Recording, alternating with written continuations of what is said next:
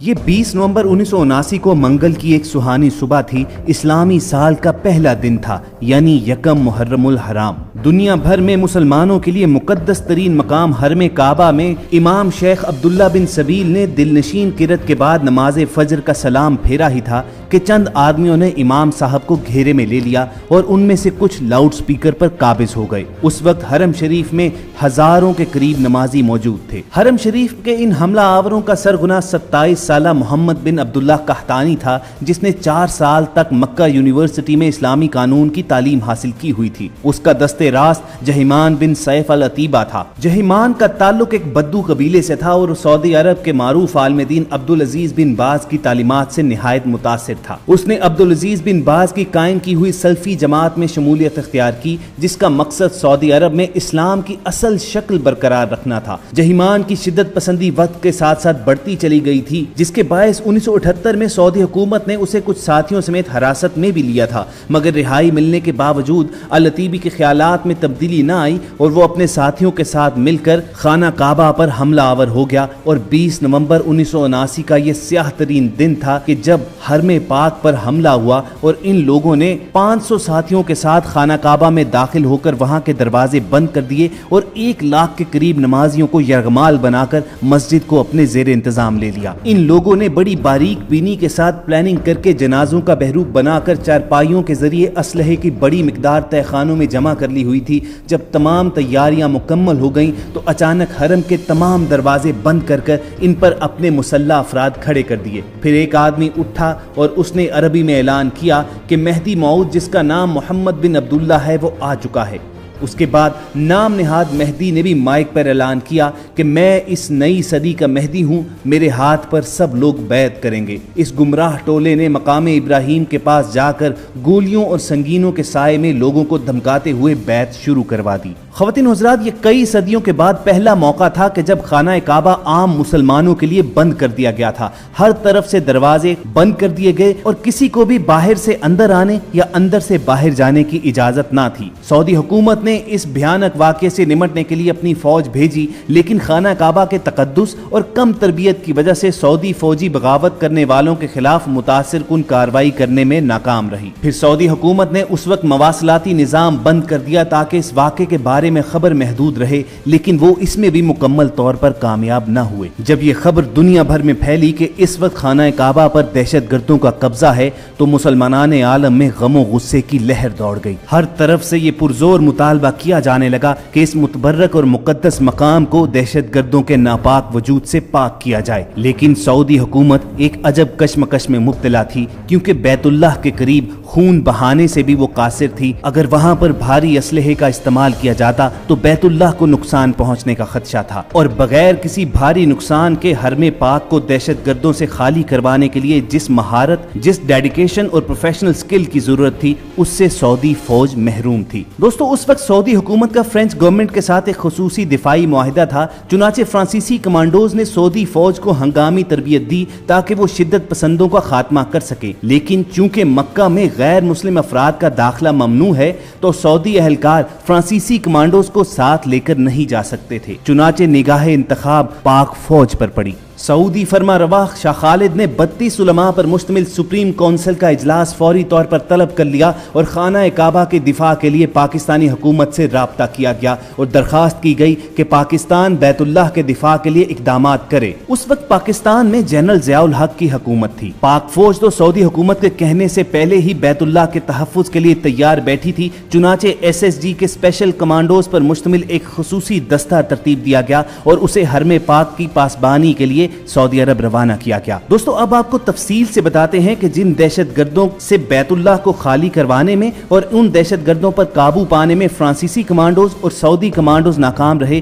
ان پر پاک فوج کے شاہینوں نے کس طرح قابو پایا اور بیت اللہ کو ان دہشت گردوں کے ناپاک وجود سے کس طرح پاک کروایا، اور پوری دنیا میں یہ واضح پیغام بھیج دیا کہ جب بھی خانہ کعبہ پر کوئی میلی نگاہ ڈالے گا تو پاک فوج بغیر کچھ سوچے سمجھے، خطرات کی پرواہ کیے بغیر، نتائج کو کو سامنے رکھے بغیر خانہ کعبہ کی طرف چل پڑے گی۔ لیکن پیشتر اس کے کہ ہم تفصیلات میں جائیں، آپ سے ایک گزارش کرنی ہے کہ آپ ریڈ بٹن پر کلک کر کے اور بیل آئیکن کو پریس کر کے ہم سب کے سبسکرائبر بننا مت بھولیے، تاکہ ایسی تاریخی، معلوماتی اور اسلامی ویڈیوز آپ کی روزمرہ زندگی کا حصہ بنی رہیں۔ خواتین و حضرات، خانہ کعبہ پر حملے کی خبر جب پاکستان میں پہنچی تھی تو اسلام آباد میں امریکی سفارت خانے پر لوگوں نے حملہ کر دیا، کیونکہ لوگ یہ سمجھ رہے تھے کہ یہ امریکہ اور یہودیوں کی سازش ہے کہ بیت اللہ جیسی پاک اور مقدس جگہ پر دہشت گرد داخل ہوئے۔ حالات جب اس قدر سنگین تھے کہ کئی ملکوں کے درمیان اس بنا پر جنگ چھڑ سکتی تھی، تو پاک فوج کے SSG کمانڈوز پر مشتمل ایک دستے کو سعودی عرب بھجوایا گیا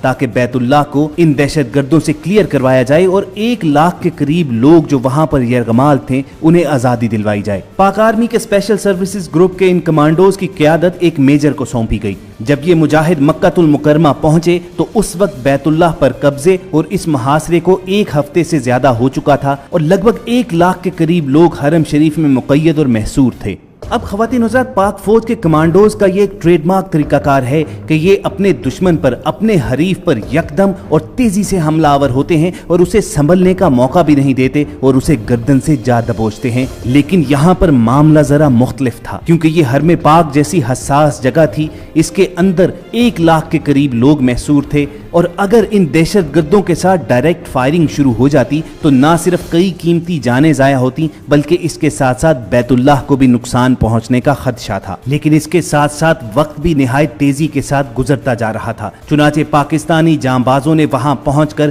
فوری پلاننگ شروع کر دی۔ کیمراز کی مدد سے اس سارے ایریا کا جائزہ لیا گیا کہ جہاں دہشت گرد دندناتے پھر رہے تھے، اور انہوں نے اپنے مسلح گارڈز حرم پاک کے دروازوں پر تعینات کر لیے ہوئے تھے۔ پھر دوستو، SSG کمانڈوز کے دستے کے اس لیڈر میجر کے ذہن میں ایک عجیب ترکیب آئی۔ اس میجر نے سب سے پہلے اپنے جانبازوں کو بلایا اور ان سے خون پر حلف لیا کہ وہ بیت اللہ کے تحفظ کے لیے اپنی جان تک کی بازی لگا دیں گے۔ اب بھلا یہ حلف دینے میں کس مسلمان کو تامل ہو سکتا تھا؟ چنانچہ SSG کے تمام کمانڈوز نے بخوشی اور اسے ایک سعادت سمجھتے ہوئے یہ حلف دے دیا کہ اگر خانہ کعبہ کی طرف کوئی بڑھا تو وہ سینہ سپر ہو جائیں گے، اپنے سینے پر گولیاں کھائیں گے، مگر بیت اللہ کو کوئی نقصان پہنچنے نہیں دیں گے۔ اس کے بعد کمانڈوز کے اس دستے کے لیڈر میجر نے اپنا رخ سعودی حکام کی جانب موڑا اور ان سے درخواست کی کہ مسجد الحرام کے صحن میں پانی چھوڑ دیا جائے۔ تمام لوگ حیران تھے کہ یہ کس قسم کی پلاننگ ہے کہ دہشت گردوں پر پانی کے ذریعے قابو پایا جائے گا۔ میجر نے اس پر بھی بس نہ کی بلکہ سعودی بادشاہ سے ہیلی کاپٹر کے ذریعے SSG کمانڈوز کو مسجد کے صحن میں اتارنے کی اجازت طلب کی۔ اب اگر آپ جانتے ہوں تو کعبہ کے پاس نو فلائی زون ہے، کوئی بھی چیز کعبہ کے اوپر فلائی نہیں کرتی ہے، مگر کچھ دیر تامل کے بعد اس کی بھی شاہ خالد نے اجازت دے دی۔ خواتین و حضرات، اس کے بعد اصل ایکشن شروع ہوا۔ پاک فوج کے اسپیشل سروسز گروپ کے مشہور زمانہ کمانڈوز کو صحن کعبہ میں ہیلی کاپٹر کے ذریعے اتارا جانے لگا۔ ایک طرف تو یہ کاروائی ہو رہی تھی، دوسری طرف اس میجر کے حکم پر اسی وقت مسجد الحرام کے صحن میں موجود پانی میں کرنٹ چھوڑ دیا گیا۔ اس مؤثر کاروائی کی وجہ سے دہشت گردوں کے شارپ شوٹرز غیر فعال اور مفلوج ہو گئے اور پاک فوج کے سنائپرز نے فضا ہی سے ان دہشت گردوں کو نشانہ بنانا شروع کر دیا، اور اتنی دیر میں جب پاکستانی فوج کے SSG کمانڈو صحن حرم میں اتر گئے تو انہوں نے نیچے جا کر دہشت گردوں کو قابو کر لیا۔ پاک فوج کے ان شیروں نے اپنے لیڈر اس میجر کی قیادت میں غیر معمولی صورت سے تمام دہشت گردوں پر قابو پایا، سب کو فوری طور پر گرفتار کیا گیا، تمام یرغمالیوں کو رہائی دلائی گئی، اور محمد بن عبداللہ القحطانی جس نے امام مہدی ہونے کا دعویٰ کیا تھا وہ اس آپریشن کے دوران ہی ہلاک ہوا۔ یوں اس میجر کی ذہانت اور پاک فوج کے جوانوں کی دلیری کی وجہ سے کم نقصان میں بیت اللہ کو آزاد کروا لیا گیا۔ دوستو، کیا آپ جانتے ہیں کہ خانہ کعبہ کو دہشت گردوں سے چھڑوانے والے ان SSG کمانڈوز کی قیادت کون کر رہا تھا؟ اس میجر کا نام پرویز مشرف تھا، جو بعد میں پاکستان کا آرمی چیف بھی بنا، اور اس طرح اللہ تعالیٰ نے یہ عظیم سعادت پاکستان کو عطا کی کہ جب بیت اللہ پر آنچ آنے لگی تو پاک فوج نے اپنی پیشہ ورانہ مہارت سے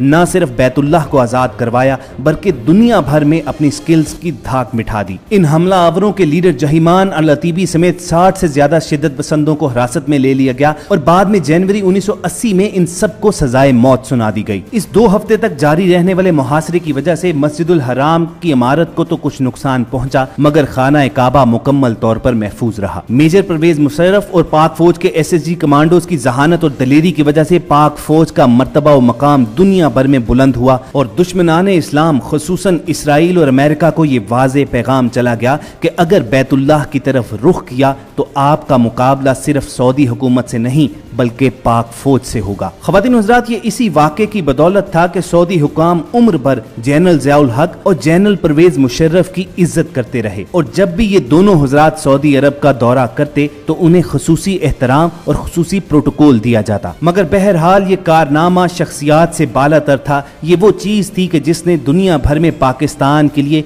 नई इज्जत कमाई। हम सबको पूरी उम्मीद है कि पाक फौज की ये दास्तान आपको जरूर पसंद आई होगी। इसे लाइक करके फेसबुक और व्हाट्सएप के जरिए ज्यादा से ज्यादा लोगों के साथ शेयर कीजिए और अगर आप ऐसे ही इंटरेस्टिंग और मालूमाती वीडियोस फ्यूचर में हासिल करना चाहते हैं तो चंद सेकंड्स निकाल कर रेड बटन पर क्लिक कीजिए और बेल आइकॉन को प्रेस कर दीजिए ताकि हम सब की अपलोड होने वाली हर वीडियो आपको हर वक्त और बर वक्त मिलती रहे। बहुत जल्द एक और मालूमाती सेशन में दोबारा आपसे मुलाकात होगी। अपना और इर्द गिर्द के लोगों का ख्याल रखिए और हम सब के साथ जुड़े रहिए।